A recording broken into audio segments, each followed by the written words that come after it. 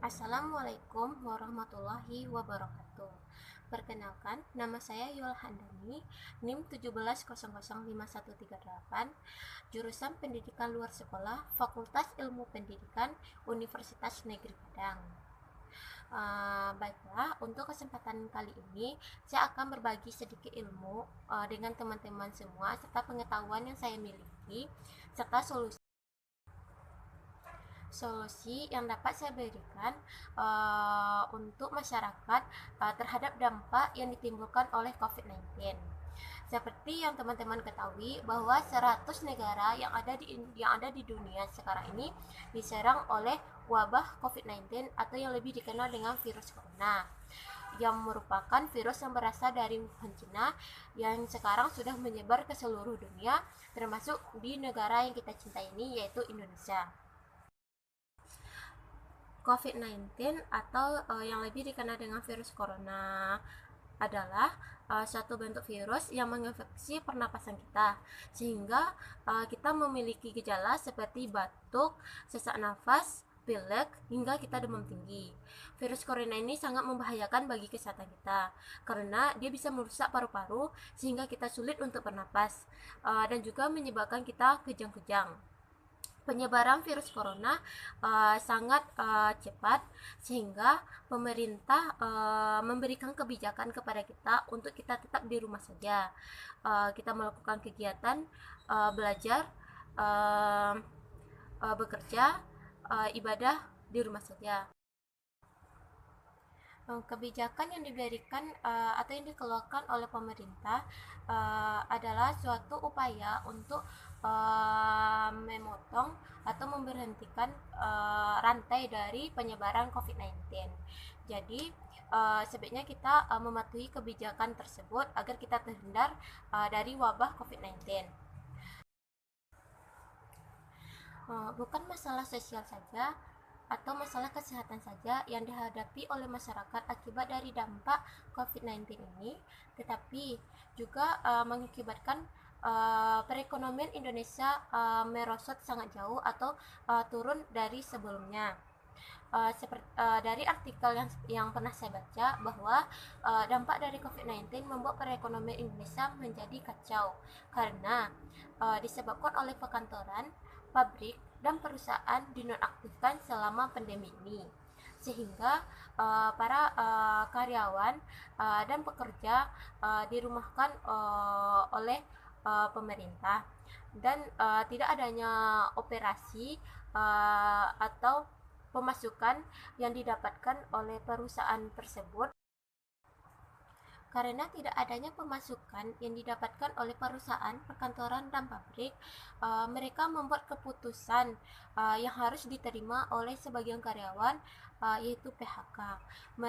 Pabrik-pabrik tersebut, perkantoran dan perusahaan mem-PHK sebagian dari karyawan pada bulan April kemarin, sehingga dari kasus tersebut muncullah masalah sosial baru yang harus kita hadapi akibat dampak dari COVID-19 ini, seperti kemiskinan, pengangguran, serta kriminalitas akan semakin tinggi. Kenapa saya katakan semakin tinggi tingkat kriminalitas di sini? Karena jika pengangguran, tidak adanya pekerjaan, dari mana masyarakat akan mendapatkan uang untuk memenuhi kebutuhan mereka sehari-hari, apalagi mereka yang sudah berkeluarga, sehingga muncullah niat untuk melakukan tindakan kriminalitas bagi oknum-oknum yang tidak bertanggung jawab, seperti pembegalan, pembobolan rumah, maling, penjamretan, hingga curanmor.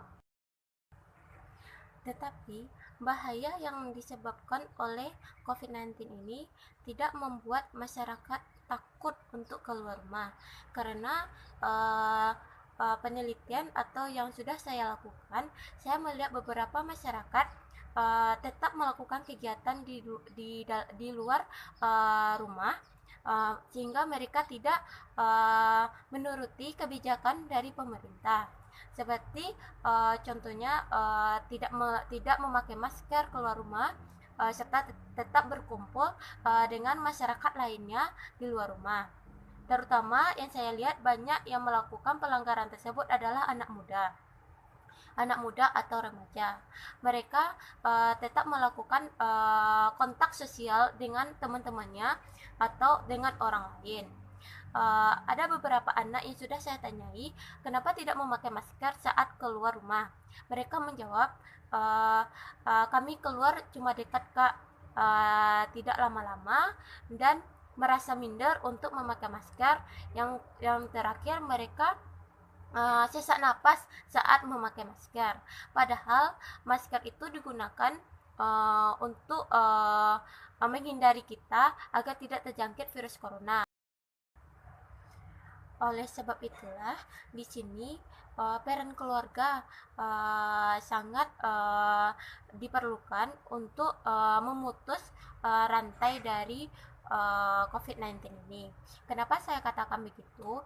Karena keluarga adalah pertama dan utama yang melakukan pendidikan terhadap kita dari kita lahir sampai kita dewasa. Keluargalah yang mendidik kita terlebih dahulu sebelum kita disalurkan ke sekolah. Oleh sebab itu, keluarga harus berperan aktif dalam memutuskan rantai COVID-19 ini.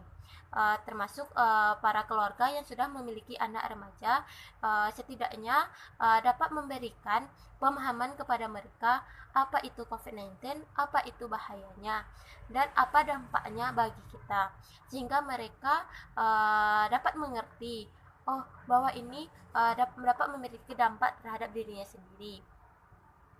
Seperti yang sudah saya katakan sebelumnya bahwa COVID-19 ini penyebarannya sangat cepat dan dapat menyebabkan kematian. Oleh sebab itulah kebijakan yang diberikan oleh pemerintah itu harus kita patuhi.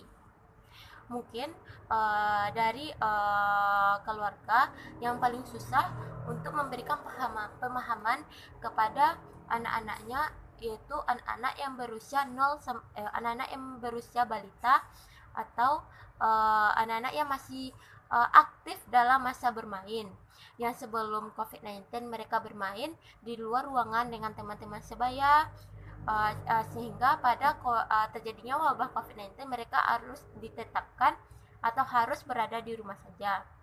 Oleh sebab itulah peran keluarga di sini harus memberikan solusi terhadap permasalahan bagi anak tersebut. Pasti mereka akan merasa jenuh karena berada di rumah saja. Maka dari itu bekalilah mereka dengan permainan yang mendidik, dan berikan mereka pemahaman dan lakukan ibadah di rumah. Karena bukan permainan di luar saja yang mereka dapatkan, tetapi saat di rumah mereka juga bisa bermain dengan kakak, adik, atau orang tuanya, sehingga juga bisa belajar di rumah. Bagi keluarga yang memiliki anak remaja, pasti anak tersebut tidak terfokus atau sangat tergantungan terhadap Android yang mereka pakai atau alat komunikasi yang mereka pakai. Maka agar anak tersebut tidak keluar ruangan, maka bekalilah mereka dengan paket data misalnya, agar anak tetap berada di rumah. Kebanyakan dari anak remaja mereka kumpul keluar yaitu untuk bertemu dengan temannya, hanya untuk bermain games online. Oleh sebab itu karena terkadang jaringan yang ada di rumah tidak mendukung untuk bermain games, para keluarga atau orang tua bisa membekali anak dengan wifi. Mungkin hanya itu peran dari keluarga melalui pendidikan luar sekolah yang dapat saya jelaskan, atau pengetahuan yang dapat saya berikan untuk teman-teman semua. Semoga kita terhindar dari COVID-19 ini, dan semoga wabah COVID-19 dapat segera berakhir, sehingga kita dapat melakukan aktivitas seperti dulu kala, dan semoga kita tetap dilindungi oleh Allah dan diberi kesehatan. Mungkin hanya itu yang dapat saya sampaikan. Jika ada kata saat penyampaian saya kurang berkenan, saya mohon dimaafkan. Saya akhiri dengan Assalamualaikum warahmatullahi wabarakatuh.